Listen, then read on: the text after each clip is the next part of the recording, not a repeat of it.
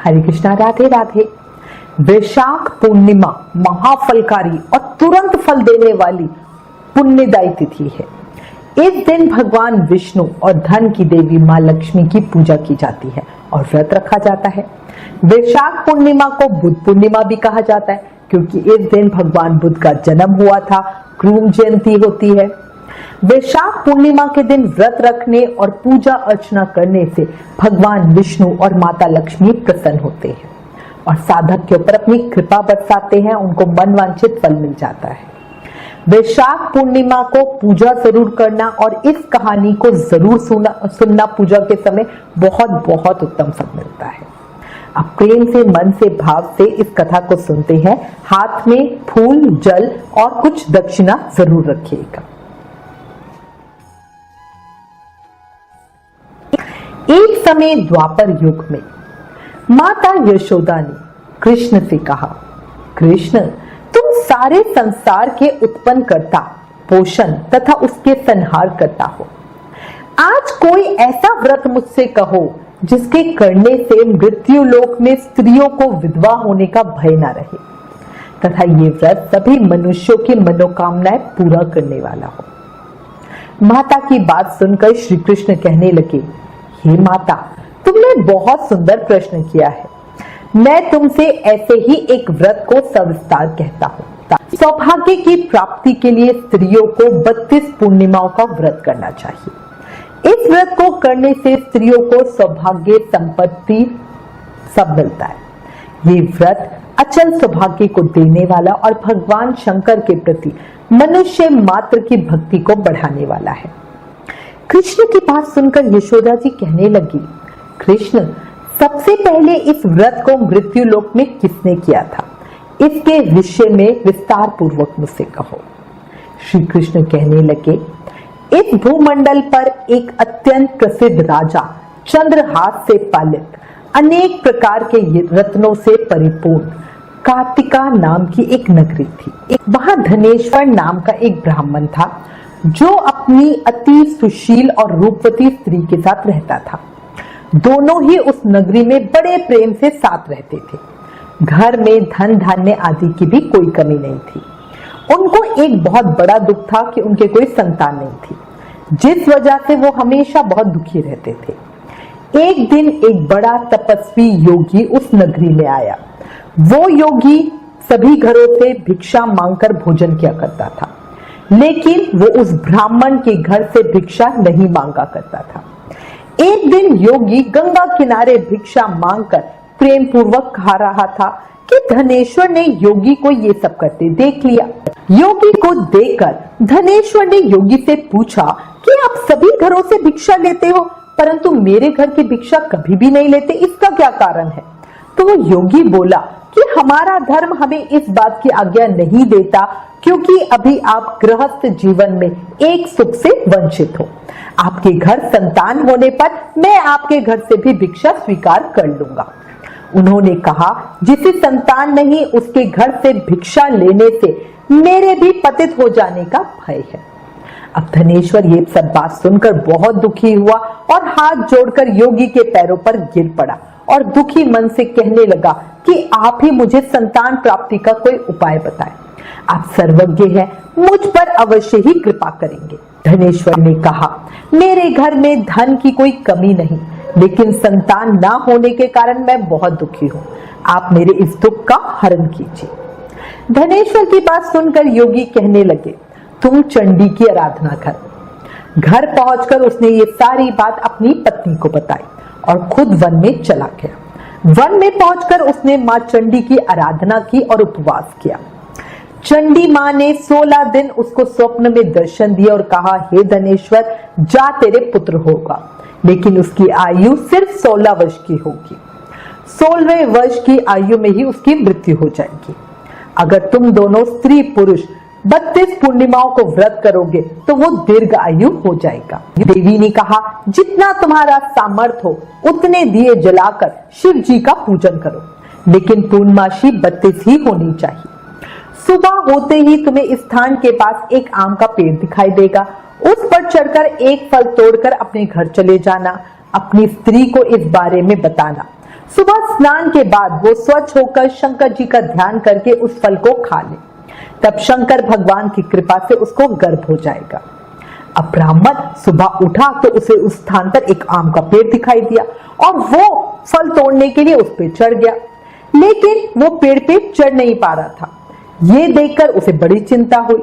उसने भगवान गणेश की उपासना की और कहा, हे दयानिधे, अपने भक्तों के विघ्नों का नाश करने वाले, उनके मंगल कार्यों को पूरा करने वाले, दुष्टों का नाश करने वाले, रिद्धि सिद्धि देने वाले, आप मुझे इतना बल दो कि मैं अपनी मनोकामना पूरी कर सकूं। इसके बाद वो पेड़ पे चढ़ा और आराम से चढ़ गया और फल तोड़कर अपने घर पहुंच गया। उसकी पत्नी ने अपने पति के कहे अनुसार फल को खा लिया और वो गर्भवती हो गई। देवी और भगवान शंकर की कृपा से उसे एक बहुत सुंदर पुत्र रत्न हुआ। उन्होंने उसका नाम देवीदास रखा। माता पिता के हर्ष और शोक के साथ वो बालक पढ़ने लगा। भगवान की कृपा से बालक बहुत ही सुंदर और सुशील था, पढ़ाई लिखाई में भी बहुत निपुण था। दुर्गा जी के कथनानुसार उसके माता पिता ने 32 पूर्णमासी का व्रत रखा। जैसे ही 16वां वर्ग लगा, दोनों पति पत्नी बहुत दुखी हुए, कहीं उनके पुत्र की मृत्यु ना हो जाए। उन्होंने सोचा कि अगर उनके सामने ये सब हुआ तो वो देख नहीं पाएंगे। तब उन्होंने देवीदास के मामा को बुलाया और 1 वर्ष के लिए देवीदास को काशी में पढ़ने के लिए भेज दिया। 1 साल के बाद उसे वापस ले आना, ऐसा उन्होंने मामा को कहा।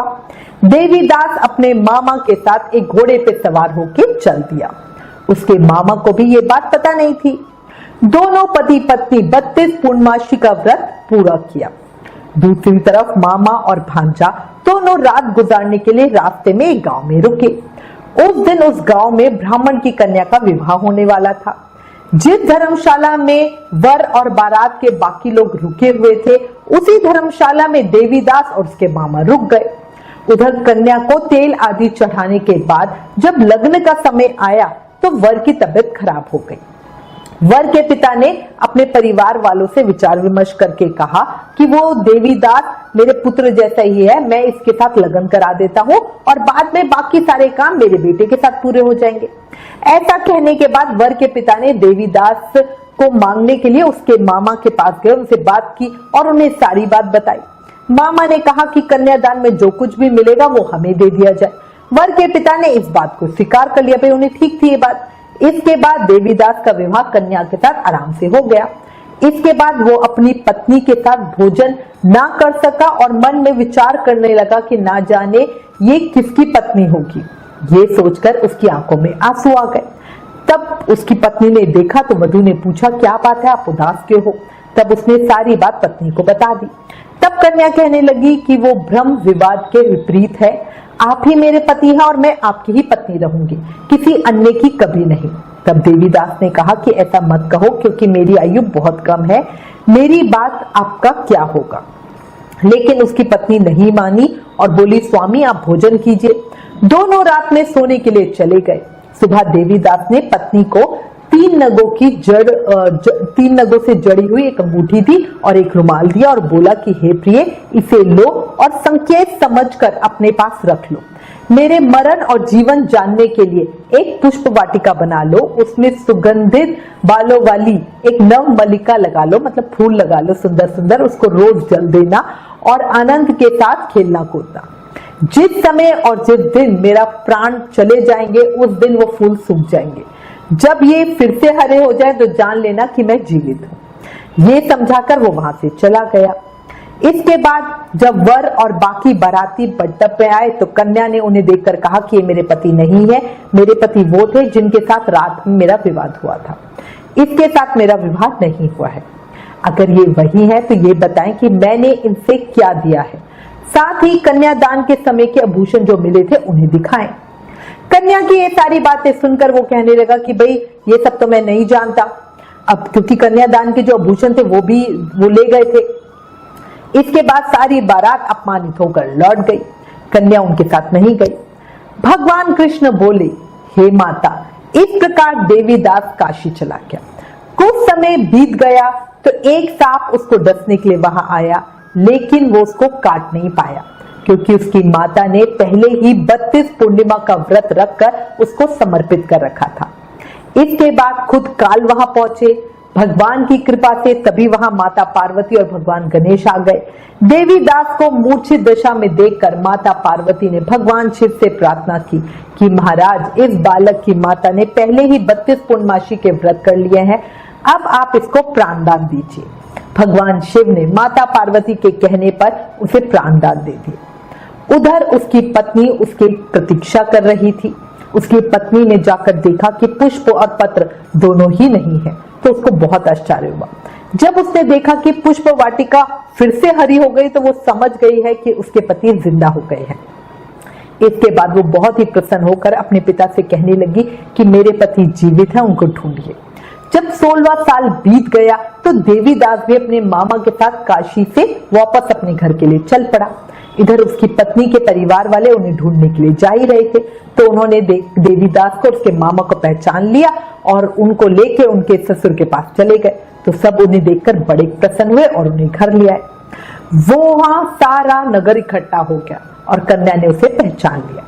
देवीदास ने इसके बाद अपनी पत्नी और मामा को लेकर वहां से वापस अपने घर चल दिया। उसके ससुर ने उसे बहुत सा धन दहेज दिया।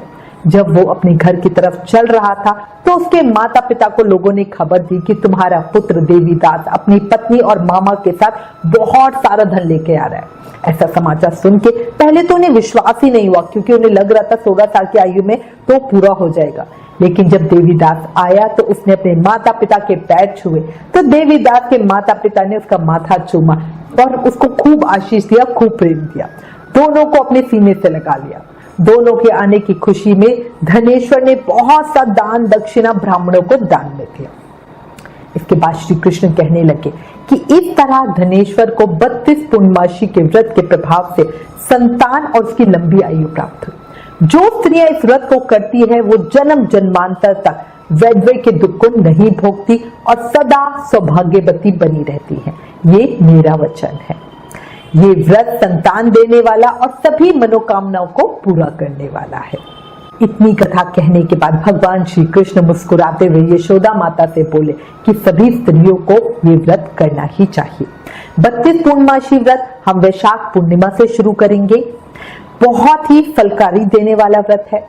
वैशाख के ठाकुर, मैं आपके श्री चरणों में सभी के लिए प्रार्थना करती हूँ, आप सभी के ऊपर अपनी कृपा बरसाए रखना। इस कहानी को कहते सुनते हुकारा भरते सब पर प्रसन्न होना, सबके मन की इच्छाएं पूरी करना, सबकी संतानों को दीर्घ आयु करना, सबको सुख सौभाग्य देना। बोलो लक्ष्मी नारायण भगवान की जय। मोर मुकुट बंसी वाले की जय। वृंदावन बिहारी लाल की जय। राधे राधे।